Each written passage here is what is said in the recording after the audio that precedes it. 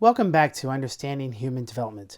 We're on chapter 12. We're talking about physical and cognitive development in young adulthood. In this lesson, we're going to cover measurements of adult development. We're going to relate personal health to the experience of adulthood. We're going to summarize trends in the sexual experiences of adulthood. You'll be able to contextualize the development and experience of diverse sexualities. We'll talk about the developmental paradigms and apply them to adult cognitive thought. And lastly, we'll analyze developmental frameworks of adult development. So in adulthood is very different from childhood in the sense that whereas child development is very predictable and occurs at relatively normal stages, adulthood is very variable. It's less predictable. And major markers of adulthood relate to personal, social, and cultural forces. And the pathways for adulthood are very divergent, and it's largely defined by our choices. So that is adulthood. And there's two types of events that will define adulthood. There are normative events and idiosyncratic events. Many key events in adulthood are normative events, that is, these events and transitions that surround them occur at relatively predictable and specific times in the lifespan, for which most people in an age cohort experience, such as marriage or retirement. In contrast, idiosyncratic events are events in the lifespan that are not anticipated nor commonly shared by others, such as the death of a spouse or divorce, and these typically cause considerable stress and readjustment of a person's life both personally and socially. So, adult development is divided into three general stages like childhood. In childhood, as you recall, there's early, middle, and late childhood. In adulthood, we also have young adulthood, middle adulthood, and later adulthood. What is not included here is emergent adulthood. Emergent adults are really not considered adults in the sense that they don't meet the criteria of what it means to be an adult, like in the social sense, not just in the chronological age sense. Adults they're able to care for themselves, whereas emergent adults are still dependent on their parents. And so adults are adulting, and so that's the difference. So whereas emerging adults are still exploring their identity, young adults are now interested in settling down and having a family, or they're in their careers and that sort of thing, even though they may still be young. So when I was involved in church ministries, we typically separated emergent adults, who are typically college students, or we call them collegiates, from young adults, because young adults, they basically have different needs. Young adults are pushing strollers or interests. They're talking about their careers, their home. They're talking about renting or owning a home, whereas emergent adults still live with their parents. They're still going to school, or they're still trying to figure out what their occupation is going to be. And so it's not that they're bad or worse or anything. They're just at a different phase of life, and therefore they have different needs. And that's the purpose of why we separate them out. So those are young adults. Those are typically people who are in their 20s and 30s. And I would, it depends a lot on the person. Some people may enter that young adulthood earlier than others, whereas other people who are still emerging adults, they may actually feel like they fit in better with younger people, like high schoolers, because they, resonate with them more, whereas they don't feel like they fit in with the older young adults. So older young adults are typically going to be maybe in their later 20s and 30s. And then we have middle adulthood. Those are people in their 40s and 50s. And then later adults are typically 60 and above. And those are in about their retirement years. Okay, so all of these things are determined by our age. And age is really, some people say it's really just a construct. It's all in our minds, and I would say that it's really, age is really what we make of it. This is what I've come to learn for myself. I used to fear getting older. but I'm starting to realize, it's really just about how we believe ourselves to be. And so there's things that contribute to that. So first of all, there's this age clock. Age clock is a form of internal timing used as a measure of adult development, and it's a way of knowing that we are progressing too slowly or too quickly or on time in terms of key social events that occur during adulthood. Now, age clocks are often influenced by cultural factors, and so they may vary from culture to culture and change across time. Like, for example, in some cultures, if it's expected that you have children at a young age, and if you're in your mid-20s and you don't have children already, you're considered an old maid, or you're past your prime. Whereas in other cultures that are more industrialized, it's expected more and more to wait. So it really depends a lot on the culture, and so that's it plays a big role. Now, our age clocks are more flexible now than in the past because more people pursue many activities at non-traditional ages. Like, I know people who wait to have children at a later age because they're trying to get their careers and education established. Or I know some people who go back to, I know someone who went back to medical school at a much, much later age. And, that would not have been something we'd consider traditionally. But he did it, and he's doing well. And so there's a lot of social dimensions, but let's talk about the components of age. First of all, one's biological age is an individual's position with regard to his or her expected lifespan. Biological age is how old one is from a physiological perspective.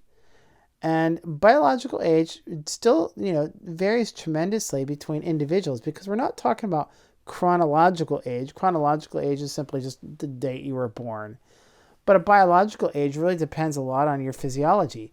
I know people who are younger than me who look older than me, and I know people who are older than me who probably look my age, and so it really just depends a lot on people's physiology. And that is influenced a lot by people's diet and nutrition and exercise. I know people who, for example, if you use drugs like methamphetamine or cocaine, that will age you quickly. And that is one of the side effects, fast aging process. On the other hand, people who have a good nutrition, good diet will actually help them to maintain their skin and their age. People who continue to have moist skin are going to look like they're younger than those who are not taking care of their skin. People who are out in the sun a lot, for example, may end up unfortunately getting more wrinkles faster than those who do not protect their skin. So there are certain things we can do to manage our age and our aging process. Then there's a social dimension, a social age. And this is an individual's current status compared to their social norms, their current cultural norms. So, for example, some people, some people will have children at a young age. For me, I decided to wait until after I was done with my PhD, and so I'm having my child a little later than others. And so I tend to associate with other parents who have children, and so those other parents may actually be younger. And so I might fit in with them because our children are the same age, but people might not know that I'm actually older than them. And at the same time, it really depends a lot on who we associate with. Like, if you hang out with young people because you work with them a lot, then people might think you're younger. If your spouse, like for me, my wife is a lot, like 6 years younger than me. So people tend to think I'm about her age because we all hang out with people about her age as well. So that's a social age. And then there's a psychological age. This is the age we think of ourselves at. And it's also how well a person can adapt to their social and environmental demands, or it's an individual's current ability to cope with the demands of their environment. And this really has a lot to do with one's intelligence, learning ability, motor skills, and subjective dimensions. So there's some people who may just be, due to some kind of learning disability or intellectual disability, they may just be behind and may never quite catch up with other people. But then there's just some people who are emotionally immature. They are older, but they have never grown up. Maybe because they've never been asked to take responsibility for themselves. And so this would be a psychological age.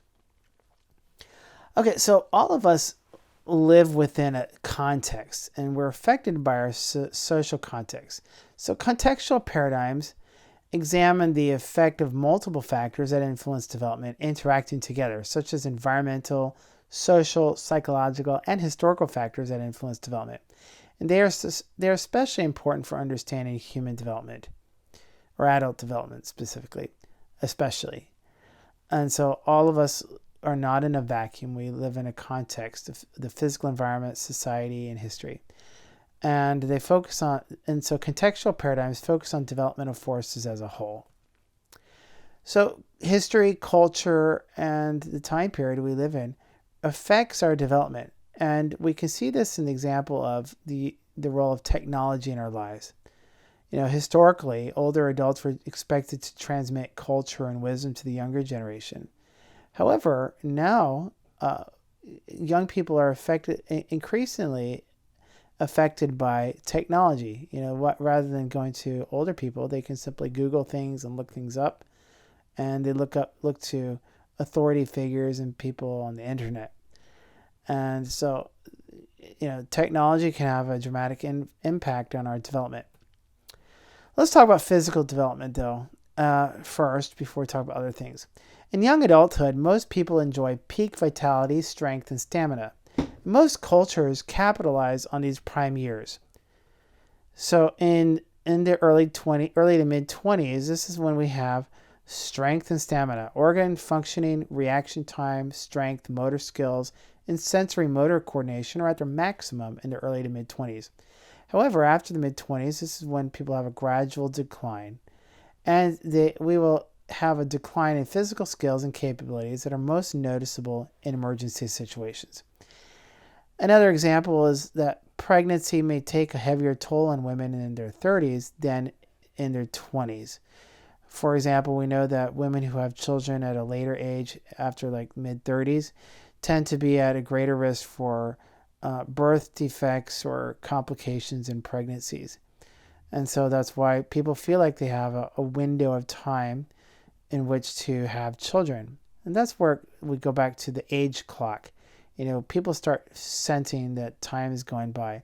Like for myself, I knew when I was younger that I was getting older and I wanted to have children.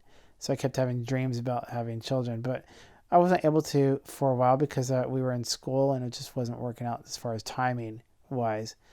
And sometimes I think about that, but it worked out better that we had a kid later because of school and all.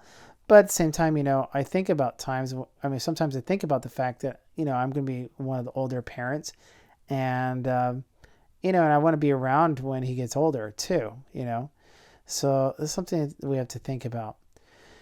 So let's talk about declines in biological systems. We do as we get older, our biology does tend to decline. Now, although there are declines from peak performance after mid-20s, the major functional drop-off occurs after the age 40. So, it's just kind of slow tapering off, but once you hit 40, you kind of over the hill, and that's when everything goes down. So that's why it's important to really appreciate, I know it's scary looking at how we all get older. I remember when I was a teenager, I used to fuss about becoming 20 and missing my teenage years. I was thinking, I'm no longer going to be a teenager anymore. And then when I was in my 20s, I was like, man, that big 30 is coming. It's a big scary number that when you're 30s, oh my goodness, you're old. But then actually 30s, now I look back on 30s, I'm like, well, that was a prime of my life, for me. I really enjoyed my 30s. And I just remember when I was in my 30s, I kept thinking, oh my goodness, the big 40s coming and I'm going to be over the hill, Anyway, so I just, it's something to think about. Everybody always complains about getting older, but the reality is you're never going to be as young as you are today. So you might as well enjoy today. Enjoy your youth today. Even if you are older, You're never going to be as young as you are today. So you might as well take advantage of it and not take it for granted. This is not getting any better. So young adulthood is typically a healthy period of life. Most people enjoy, like I said, peak vitality and strength and good health during their young adulthood. Most biological systems begin to decline during their 30s and 40s. However, some individuals begin to continue habits that likely will produce health problems later in life, such as overeating, overuse of alcohol, tobacco, or other drugs, and a lack of exercise. So, on the other hand, healthy habits in young adulthood tend to persist throughout the adult years. So here's the thing, young adults have the greatest opportunity to have peak optimal health. And yet, many of them do not because of their own choices. Now they're least likely to be overweight, but that's because their metabolism may be changing. So it's important for young adults to capitalize and maximize their health because it's not going to get any easier as they get older. And unfortunately, many young people will abuse their bodies. They might overeat, which sets themselves up for bad habits for the rest of their lives, or they may be abusing drugs, and that's really unfortunate because or alcohol, because they're jeopardizing their health, and many young people will end up getting hurt or killed in accidents, which are all preventable. Some of the most leading causes of death, which we're going to talk about, are all preventable in young adults. So let's talk about physical fitness. Peak performance in many physical abilities occurs in the decade of the 20s, although improved diets and exercise training are contributing to higher performance levels for athletes of all ages today than in previous generations. So peak performance is at its peak. Athletes reach their peak skills and conditioning during young adulthood. And yet better nutrition and training throughout adult years can oftentimes compensate for advanced age. So it's still possible people can they can recapture some of their youth, but it does get harder as you get older. A large percentage of adults report getting little or no exercise on a regular basis. So the federal government in 2008 published guidelines for what's considered a healthy amount of aerobic exercise or strength training that Americans should include in their free time. But today, only 33% of men and 21% of women meet the guidelines. Here's a chart that shows a decline over the age groups of how people are meeting those exercise guidelines.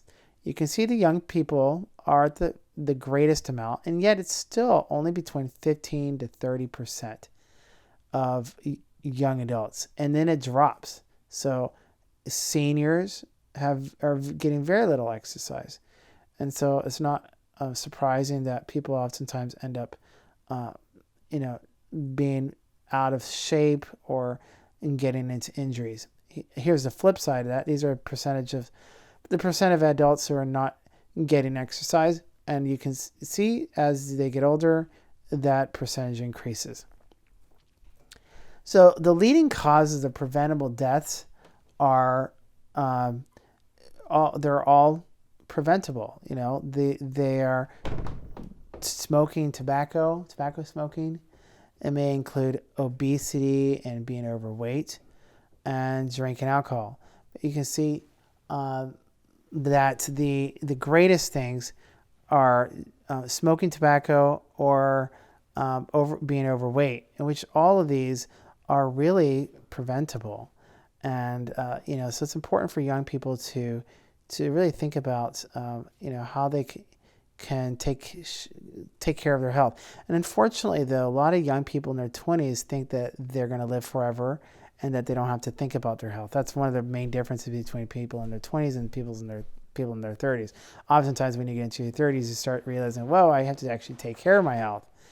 And when you're in your 20s, you start to think that, or you think that you're immune to the laws of nature, that personal fable. But that tends to disappear by the time people get into 30s, when they start to realize that there are some consequences for how they abuse their bodies.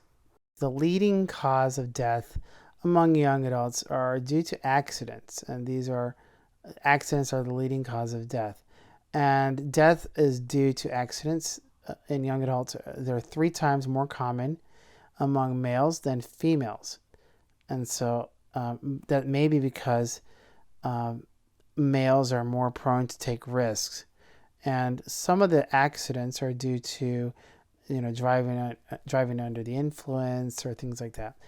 Health habits that lead to heart disease and cancer in later stages of adulthood are often established in young adulthood. So that's why it's so important for people to really think about their health while they're young. HIV and AIDS is also has been very common among people. In the United States, the rate of AIDS diagnosis peaked in the mid-1990s. However, drug therapies have reduced the death rate from the AIDS in the developed world. However, HIV and AIDS infections are still prevalent in the United States. Worldwide, AIDS has resulted in 25 million deaths, and in 2015, 37 million people worldwide are living with AIDS. And the prevalence of AIDS is greatest in sub-Saharan Africa, where as much as 70% of the population is infected with HIV. That's really sad. And yet many people don't have access to medications because they're expensive. Many diseases that cause trouble in older adults begins in young adulthood. Physical disabilities are especially trying in adolescence and young adulthood. So that's why we have the Americans with Disabilities Act that was passed in 1990. And that's to provide equal opportunities for people with disabilities. Okay, let's talk about sex and sexuality. This is very important for young adults. Young adults are more sexually active and responsive than at any other point in their lifespan. They tend to have a clear sense of sexual identity, and fertility and childbearing becomes a central issue. Whereas emerging adults, they're typically not as, they may be very sexually active, but they're not typically interested in settling down and having a family yet, whereas young adults typically are more so. Fertility is how people are able to have children, or the amount of children refers to their childbearing, basically. Early adulthood is often the time during which people are most sexually active, and many plan to have children during this period. And peak fertility for men and women is late adolescence to early adulthood. And most men remain fertile throughout their later adult years. However, women are only fertile until menopause, which typically occurs around age 50. And even before menopause, like I said before, women have to be concerned about having children earlier, because if they after the mid-30s, that's when you're more likely to have birth defects. Now, increasing numbers of women are choosing to bear children in their late 30s and 40s, which can put them at greater risk. However, there's some types of fertility treatments that are available, especially when their fertility does drop. If fertility is a problem, various alternatives now exist, including hormone therapy and in vitro fertilization, or IVF. Now, there are sexually transmitted infections that affect millions of young adults. Major sexually transmitted infections in the United States include chlamydia, gonorrhea, herpes, HIV or AIDS, syphilis, the trichomoniasis, and Zika. And that's a more recent development that is also transmitted sexually as well. The most common bacterial infections are chlamydia, gonorrhea, and syphilis. The herpes virus is also very common. As I was talking about HIV and AIDS earlier, HIV is spread through contact with infected blood or other body fluids. And AIDS is caused by an infection by the HIV virus. And so the likelihood of contracting HIV is small. However, the rates for contracting other STIs are in the range of 5 to 15%. The problem is that when people contract HIV, it's lifelong, and it can be deadly. So although in the United States HIV and AIDS was at first associated with the gay community, it is not a gay disease. Rather, HIV and AIDS is spread by contact with body fluids of an infected person.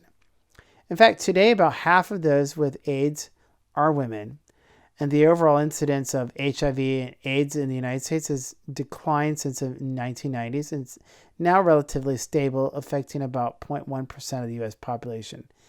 AIDS may be at least partly responsible for a shift to more cautious sexual behavior.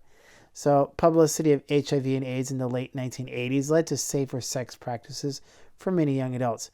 However, it's important to remember that the virus can spread even despite the use of condoms. Condoms are not foolproof. They definitely help prevent some STIs and pregnancies, but people can still contract HIV and AIDS even by using condoms. So while we want to encourage the use of condoms, you have to also keep in mind that really the safest sex is no sex, but if you're going to do it, use a condom because it definitely protects you from a lot of STIs and pregnancy as well, unintended pregnancies. Let's talk about sexual attitudes among young adults. Trends in adult sexual attitudes and behaviors have shifted considerably across the past several decades. In the 1950s, sexual behavior was quite private and conservative. So on television shows, they even showed couples sleeping in separate beds. In the 1970s, both sexual attitudes and behaviors became more open and liberal, although more conservative practices emerged again in the 1990s, in part in response to the AIDS epidemic. So as you may recall, in the 60s and 70s, they had the sexual revolution. So that changed, that went against the conservative attitudes that prevailed. But the conservative practices came back again because of the AIDS epidemic. Today, the vast majority of adults in the United States are monogamous. So whereas in the 60s and 70s, or especially in the 70s, there was this big emphasis on polyamory and swinging, today that's kind of has been more sidelined, although it's reoccurring. It's reemerging more recently, but hasn't been as quick to be embraced, mainly because of the concern about sexually transmitted infections that really put an end to all that in the 80s and 90s. So the vast majority of adults in the United States are monogamous. More than 8 in 10 have just one sexual partner a year.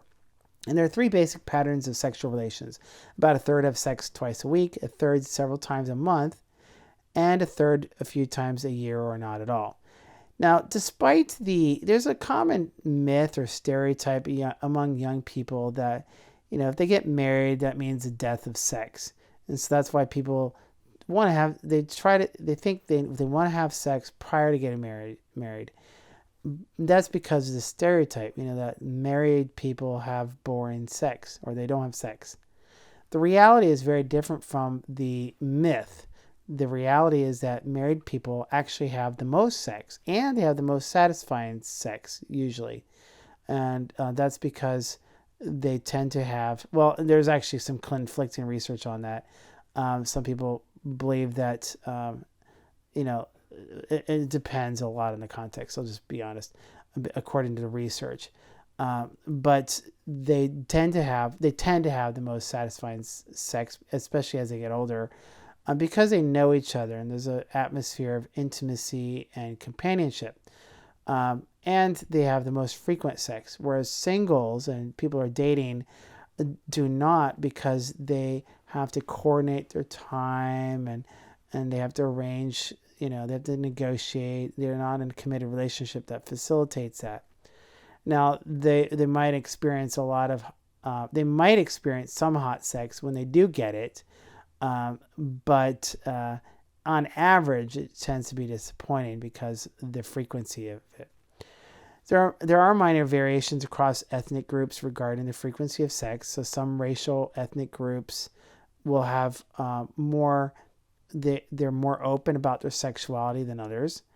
And Now, sexual satisfaction of adults have improved between the 1970s and the 1990s. That's because it used to be that, because of the conservative attitudes, it kind of put a taboo about talking about it. So people wouldn't talk about their sexual needs as much. So people are more likely to stay in relationships where they were not sexually satisfied.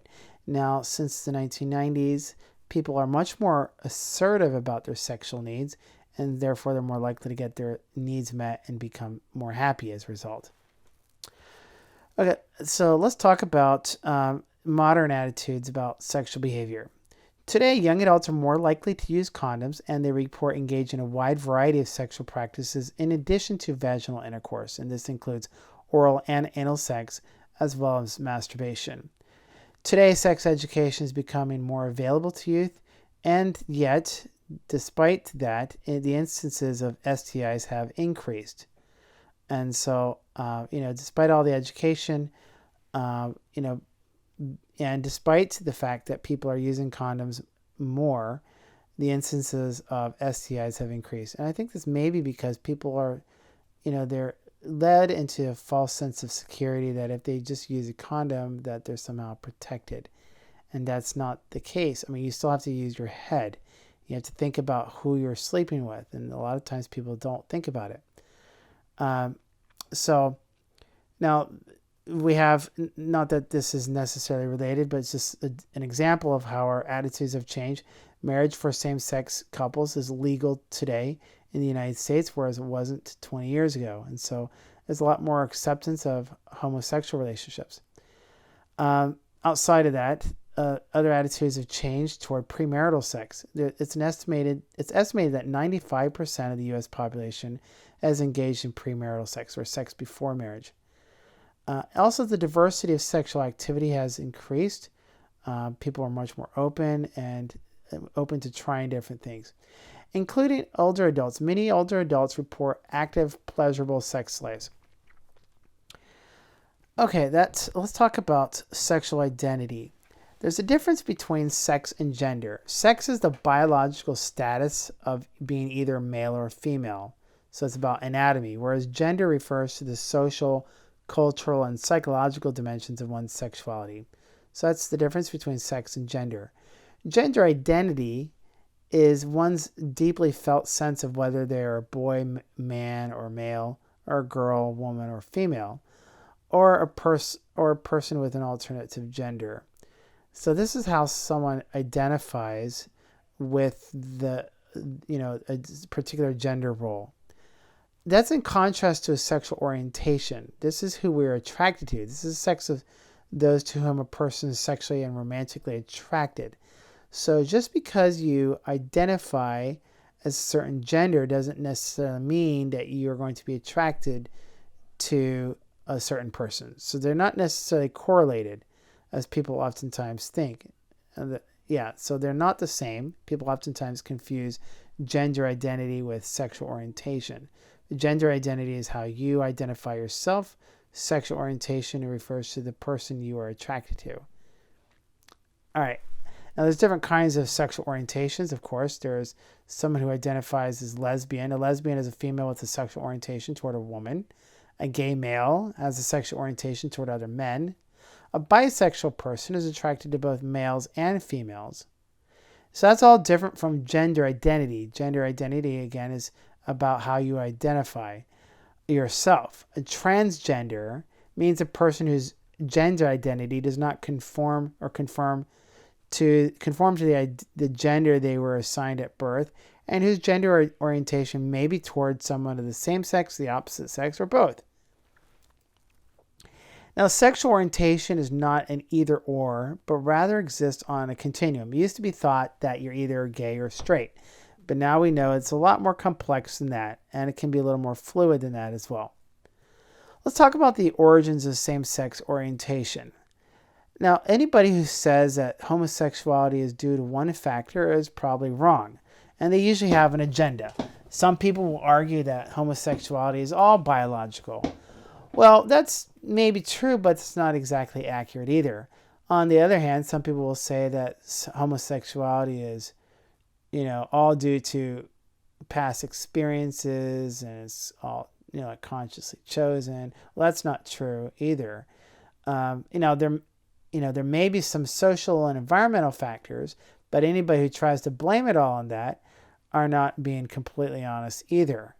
So the reality is that homosexuality results from complex causes that probably includes both biological and social factors. Individuals with same-sex orientation experience development in much the same way as those with opposite-sex preferences. Individuals with a non-heterosexual orientation, such as lesbian, gay, or bisexual, often have difficulty with identity formation because of social prejudice and discrimination. Now let's look at some of the biological factors. Biological factors, include oftentimes genetics.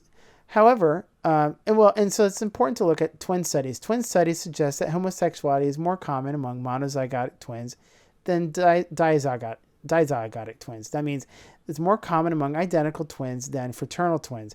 This indicates that genetics has some influence. However, research has so far failed to identify any specific gay gene.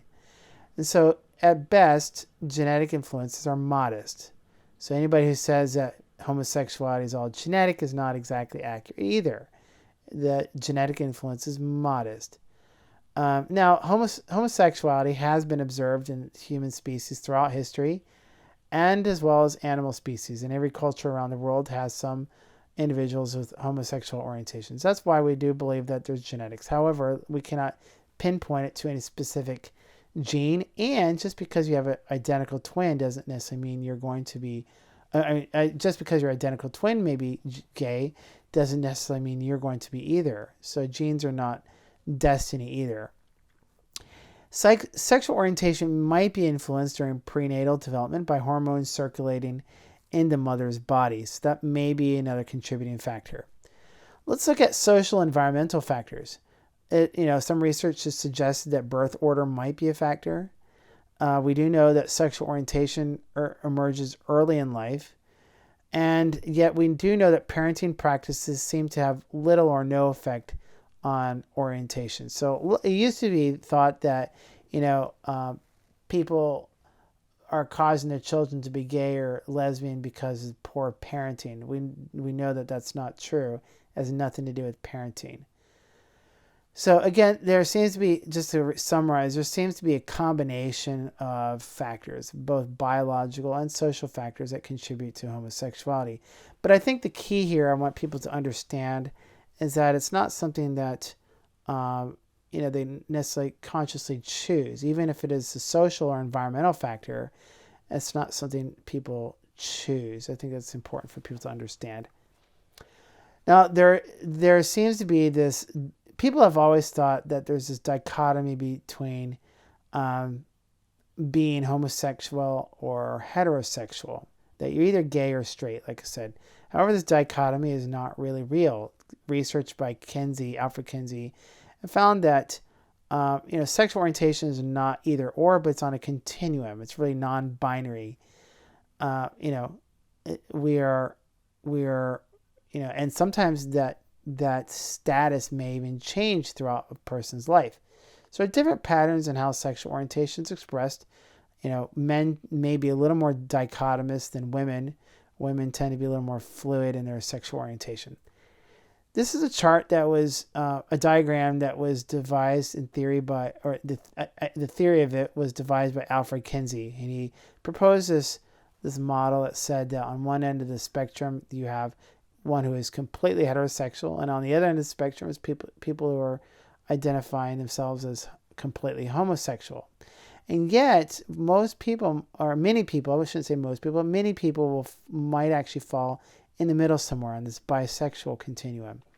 So Kinsey proposed this continuum approach to understanding sexual preferences, and it implies that many people can have both homosexual and heterosexual preferences, although some people are strongly heterosexual and others are strongly homosexual. So that is definitely also the case. Some people are going to be clearly on one side or the other, but that's not always the case either. Okay, so there are differences between the development of homosexual and heterosexual adults. Homosexual experiences are distinct whereas homosexual people are more likely to, some differences are more likely to attend or complete college.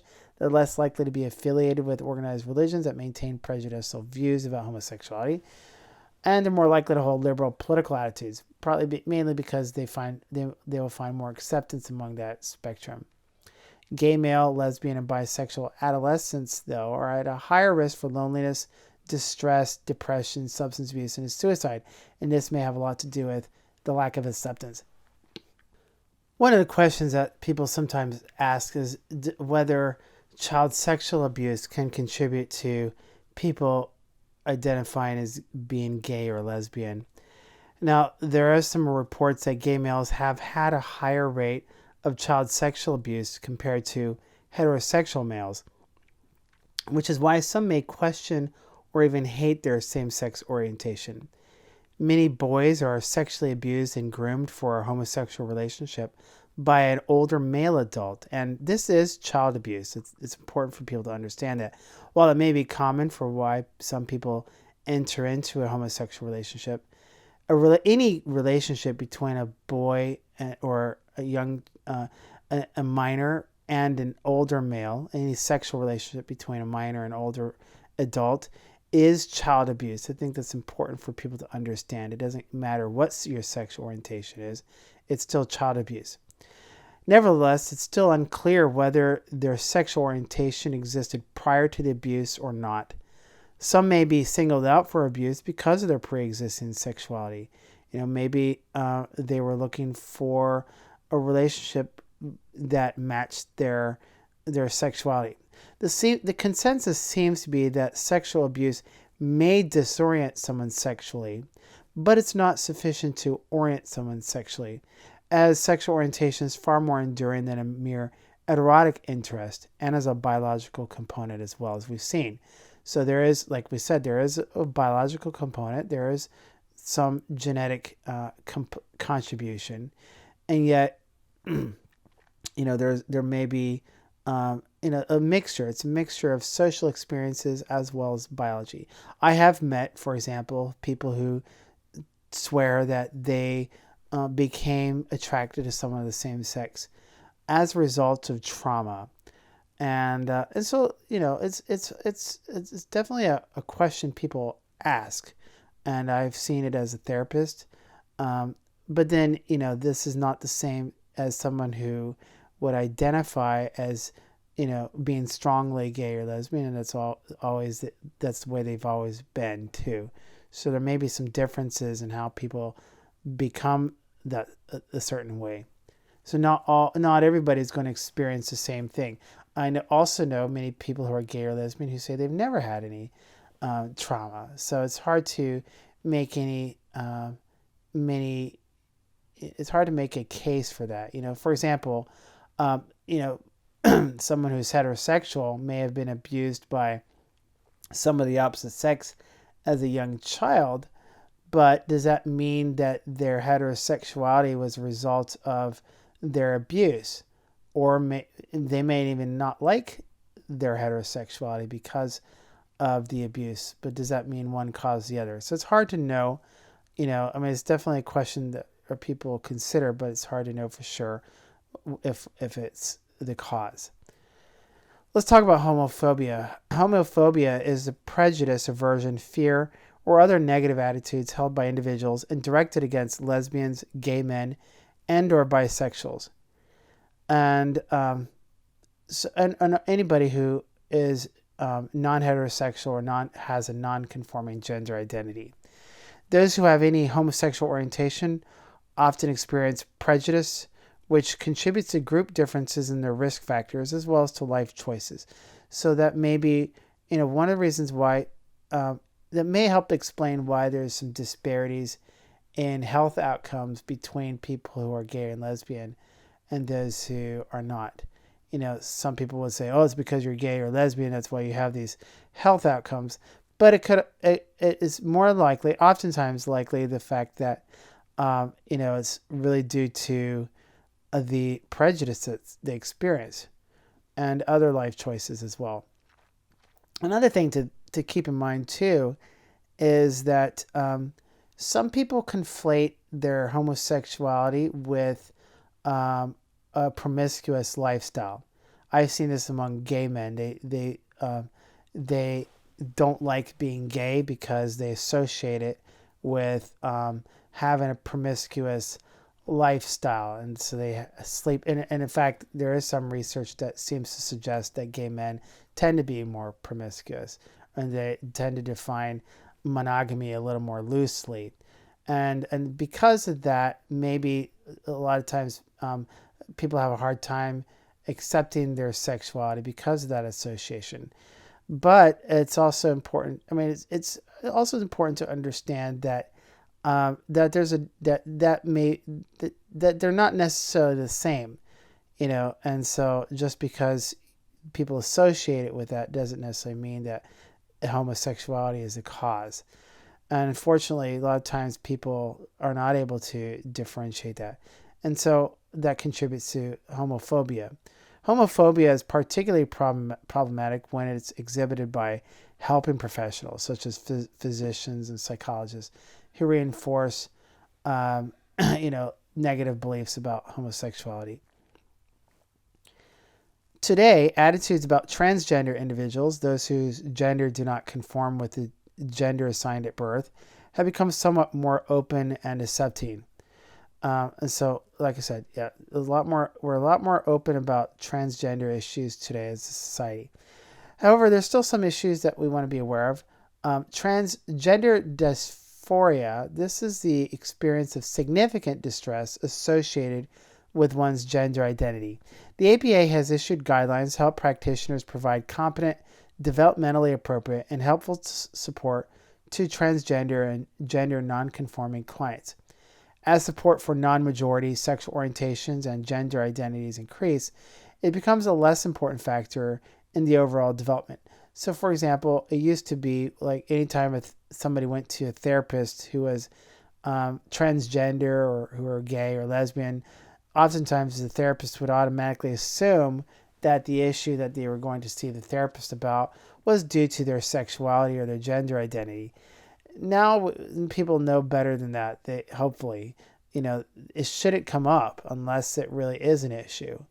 So that's why it's less important, in looking at development.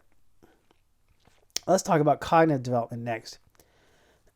Now, cognitive development refers to the accumulation of larger and broader knowledge base as we age. And unfortunately, as with everything else, our IQ scores tend to peak between the ages of 20 and 34. And so as we get older, our cognitive abilities and skills tend to also decline a little as well. Piaget suggested that cognitive development reaches its highest level, that of formal operations, beginning at about 12. That's formal operations. Other researchers suggest that as people enter adulthood, their thinking actually becomes more complex, reflecting further development of the brain during this period. Adult thinking often reflects relativistic thinking, which is understanding that issues are not always clear-cut or black and white or simple. Like young people oftentimes think. Adolescents and early adults, they oftentimes think like they don't really think nuanced. They have a hard time taking on the perspective of other people, and so they tend to repeat sound bites and political talking points rather than trying to see both sides of the spectrum. So older adults are able to engage more in not only relativistic thinking but also dialectical thought, which includes being able to consider ambiguous situations and problems that require judgment and decision making. A thought that seeks to integrate opposing or conflicting ideas and observations. So rather than choosing one side of the abortion debate, rather than being completely pro-abortion or completely anti-abortion, they're more likely to see the truth in both sides of the spectrum and try to synthesize them. They're gaining more maturity, essentially. And so this reflects a thought process that goes beyond formal operations that Piaget was thinking about. So this leads us to the idea of post-formal thought. And this is thought that is heavily contextualized, includes consideration of not only logical, but also social and interpersonal issues. So thinking that goes beyond the simpler, more logic-driven approach is seen in formal operational thinking is considered post-formal thought. This goes beyond Piaget's thinking, who only ended at formal operations. So as adolescents move to adult thinking, their thinking, like I said, becomes more reflective. I said that they're more relativistic and dialectic, but they're also more reflective and complex. And so this kind of thinking is heavily contextualized, includes both social and interpersonal aspects, and both the cognitive and emotional aspects of problem solving. So this is believed to develop during early adulthood. So they may have different solutions that are appropriate in different situations. Their thinking is more realistic, reflecting not only what is ideal, but also what is possible. And adult thought is not better, but simply different in quality. And their focus tends to be on the role emotions play in adult thinking. And so that leads us to the subject of emotional intelligence next. What is emotional intelligence? Daniel Goleman was this person who introduced the concept of, or popularized the concept of emotional intelligence. Emotional intelligence involves a way individuals understand and manage their own and others' emotions and emotional responses. Many theories of intelligence recognize the importance of social and emotional aspects of intelligence. We historically or traditionally focus on cognitive intelligence, but increasingly we understand the importance of social intelligence and emotional aspects of intelligence or emotional intelligence. So Goleman, who popularized this, believed that there's 4 areas of emotional intelligence, or we might think of it as part of a quadrant. And they are developing emotional self-awareness, managing emotions, managing one's own emotions, reading other people's emotions, and also managing their relationships with others. So although psychologists debate whether the concept of EQ contributes significantly to our overall understanding of cognition, we do know that individuals who possess high IQ are sometimes found to perform better and to better weather stress. So there are some benefits of having high EQ. People with high EQ or emotional intelligence tend to be better leaders and are more resilient. Okay, Warren Shea introduced the lifespan model of cognitive development. Warren Shea proposed that the distinctive feature of adult thinking is cognitive flexibility, the ability to use intelligence in different ways during different periods throughout the lifespan. So this, in contrast to childhood, where it tends to be more one type of intelligence, Shea's model reflects that there's different types of intelligence that are used, or adult thinking that are used at different times in people's lives. So they are acquisition period. Acquisition period involves the acquisition of complex structures for understanding the world. Then there's achieving period. This is using intellectual abilities to pursue a career and choose a lifestyle. This is achieving period. So people sometimes go through these different periods of their lives. Then there's a social responsibility period. These are when people use their cognitive abilities to solve problems for others in the family, community, or on the job. Then we have executive functions period. And this is when people address complex, multidimensional issues. Then there's the reorganization period. This is when people reallocate their time from work to other activities and find meaning in non-work related aspects of life. Then there's the reintegration period. And this is when people make sense of their life as a whole and explore questions of purpose. And lastly, there's the legacy creation period. This is when people finish the business of their lives. And these can happen at any time of someone's life and in a different order. It just depends on the context of what people are going through and the needs that they have. So Shea emphasized the flexible use of intelligence in different ways at different life stages. Okay, so there are some frameworks for understanding adulthood or adult development. There's 2 perspectives. There's a stage-based perspective, and then there's a context-based perspective. Let's talk about those. these stage-based models of human development tend to emphasize the broad, common life events and adjustments that most individuals experience. So, in contrast, context models focus more attention on the specific experiences that shape each individual's each unique individual's life, and also emphasize the multiple points of view that contribute to an understanding of development. So context models focus attention on the specific experiences that shape individuals' lives. And the context model, like I said, views development at many different levels and systems, and it looks at how many different parts of people's lives will affect their development. And blending stage and contextual approaches is really the most useful ways to contextualize development. So it's really important to think about both. We do have stages we go through, but we also have different contexts. And integrating those can be really effective. Okay, Haverhurst looked at or proposed that adulthood can be divided into 3 periods. There is early adulthood, middle adulthood, and older adulthood, like we talked about before. So Haverhurst proposed that adulthood starts with early adulthood.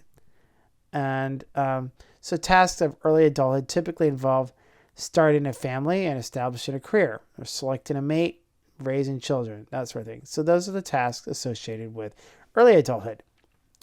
Middle adulthood, tasks of middle adulthood tend to include achieving adult social responsibility, maintaining an economic standard of living, developing leisure activities, and adjusting to physiological changes of middle age. So those are the common, tasks for middle adulthood. Also, caring for aging parents is very common as well. And the last one is tasks of older adulthood, and these include adjusting to decreasing health, retirement, the death of a spouse, and meeting social obligations as well. Okay, Erikson's theory of development it goes beyond Piaget's. Piaget tended to stop at adolescence with formal operations, but Erikson's theory of development spans the entire lifespan. And so Erikson also viewed adulthood as being composed of 3 periods, just like Haverhurst. So Erikson believed that there was young or early adulthood, middle adulthood, and older or later adulthood, each involving a crisis. So according to Erikson, adult development was characterized by a series of conflicts. In young adulthood, that tends to center on the crisis of intimacy versus isolation. This is a crisis in young adulthood that's characterized by the need to establish a mutually satisfying, close relationship with another person, as opposed to failing to find such an intimate relationship. And this is a developmental task most characteristic of young adulthood. Resolution in each stage of development rests on the stage that precedes it. So prior to young adulthood, that adolescents and emerging adults tend to be more focused on identity, establishing a clear sense of identity that may extend past adolescence and emerging adults. Many young adults are focused on both identity and intimacy concerns. They're still establishing themselves, but they're also especially interested in intimacy as well. So young adults may continue to work on establishing their identity, which was a developmental task associated with adolescence. All right, Levinson talks about the seasons of a man's life. And so in Levinson's approach, a person like Erikson, Levinson believed that people are confronted with a series of developmental tasks. And by taking on and resolving the tasks of life, the person develops a life structure, the overall pattern that underlies and unifies a person's life, which leads to the transition to the next era of life. As each task nears completion, a person questions their existing life structure, bridging one era to the next. Oftentimes, people reformulate their life structure based on their current needs and life circumstances. Major male transitions oftentimes occur at about ages 17 to 25, then ages 40 to 45, and about 60. 40 to 45 might be like a midlife crisis. Levinson identified 4 major eras in the male life cycle, each associated with different tasks. So the first era is defining a dream. Then there's finding a mentor, developing a career, and lastly, establishing intimacy. All of these are major eras or seasons of a man's life. And so that was what Levinson wrote about. Now, women also experience similar issues, but they are more likely than men to experience role conflict, and their transitions are linked more to life events than to age. So Levinson received criticism as no women were included in his study, and subsequent research demonstrated that women experience adult development similarly to men, and they also experience a critical transition around 40. However, how women experience these tasks varies from how men move through the segments of life. So women have some differences as well that are unique to them. Like I said, it's more related to how they experience role conflict, which is, like being a mother and a working woman. So sometimes these are, how they might experience role conflict. And their transitions are oftentimes more linked to life events like having a child, getting married, and that sort of thing. Here's some comparisons of men's and women's entry into careers, for example. So, for example, defining a dream, men's experience is a unified vision of their future, whereas for women, it may involve split dreams involving a sense of having to trade off a career against having to raise a family. So women, like I said, have more role conflict. Then the next stage is finding a mentor. So for men, it's learning from a more experienced yet supportive role model. Now for women, they're less likely to find a mentor due to fewer women mentors being available. Male mentors can involve sexual attraction or confusion over appropriate roles. So, why are women less likely to find mentors? Well, maybe because other women are more invested in their home lives and not out in the workforce, or they may just have less time in their lives because of their family responsibilities. Now, for developing a career, men are fully immersed in their career by age 40. However, for many women, many delayed their careers because of their desire to have a family or because of personal goals, and career immersion often doesn't occur until middle age for women. So there's limitations of the normative models. Normative models often reflect the experiences of culture and gender and are less useful in times of rapid cultural change or when individuals have many different roles available. So like I said, Levinson's models are heavily criticized. They have a small sample size of very similar people. And normative models, they do recognize the important impact of social roles. However, when social changes occur, the models also have to adapt. Normal models have difficulty keeping pace when exceptions are in flux. Expectations are in flux. So we've seen a lot of changes in family structures in the last decades. And so these seasons may not really be relevant. And in the United States, the 1970s and 80s, and since then, were particularly transitional in how families have changed. And we also have couples who are same-sex couples today. And so families are, like I said, family structures are changing. All right, let's talk about Good's transformations in early adulthood. And this is the last one before we close. So Good's model found that adults of different ages tend to look at the world somewhat differently. There are oftentimes some false assumptions about adulthood. So first, young adults believe their parents define their roles, and therefore they focus on developing their own sense of personal identity. They tend to think, or the false assumption is that I'll always belong to my parents. This is teenagers, early emerging young adults. Because they're always dependent on their parents, they're going to feel like I always belong to my parents and believe in their world. So they believe their parents define their roles. When they're at their age 22 to 28, they might think doing things my parents' way will bring results. But if I become frustrated, confused, or tired, they will step in and show me the way. Now, older young adults, around 30, they're going to think life is simple and controllable. There are no significant coexisting contradictory forces with me. And yet, when they're in the late 30s, they start to immerse themselves fully in the adult world.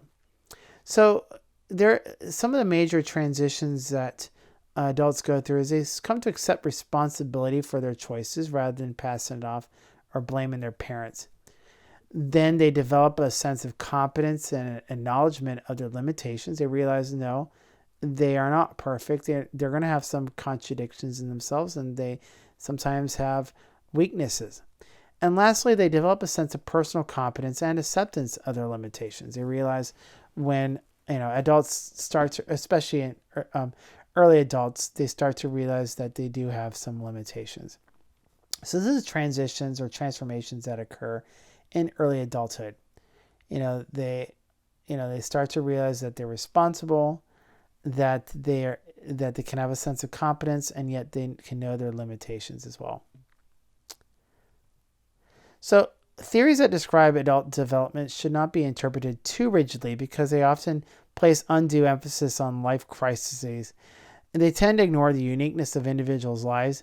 They undervalue the interactive nature of multiple contexts that we live in, and they often reflect the values and experiences of a particular cohort group, or within a particular culture or subculture at a particular point in history.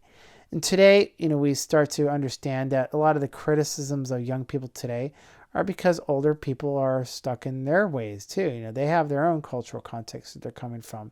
So they tend to judge younger people based on their context, rather than recognizing that, every age group has its different context. And so we have to be sensitive about that as well. So that's all, and I hope you can join us. And this is a review, just so you know, of the major theories and of the tasks of early development. Shea looked at how people flexibly apply intellectual cognitive abilities to accomplish personal and career goals. Haverhurst talked about the major task of early adulthood is starting a family and establishing a career. Erickson looked at the establishment of meaningful and deep personal relationships that involve intimacy while continuing to develop a secure personal identity. Levinson talked about developing an early life structure, which includes establishing a career and an intimate relationship with a special partner. And Good looked at casting off erroneous assumptions about dependency, developing competence, and acknowledging personal limitations and accepting responsibility for one's own life. So that's it. And here's a review of the concepts that we've covered. We looked at perspectives on adult development. We looked at peak physical development in young adults and some of the problems in preventable diseases and deaths. We also talked about sexual diversity and sexual identity and sexual orientation. We also looked at how cognitive development occurs in adulthood, and it goes beyond formal thinking, engages in post-formal thought, which includes dialectical thinking. And then we also talked about emotional intelligence. Emotional intelligence is about awareness of oneself, one's own emotions, awareness of emotions of others, the ability to regulate our emotions, regulate our behavior, and be able to manage our relationships. And we also talked lastly about the frameworks for understanding adulthood. We talked about stage-based versus context-based models. We talked about some of the theories like Haverhurst, Erickson, Levinson, Goods, and Shea's theories of adulthood. And lastly, we noted that theories should not be interpreted too rigidly. These are guides, but they may put too much emphasis on life crises while ignoring the uniqueness of individuals, especially because adult development is very unique to the individual. So something to remember. And that's it. I hope you can join us for our next chapter, on chapter 13, where we talk about personality and social cultural development in young adulthood. Thank you.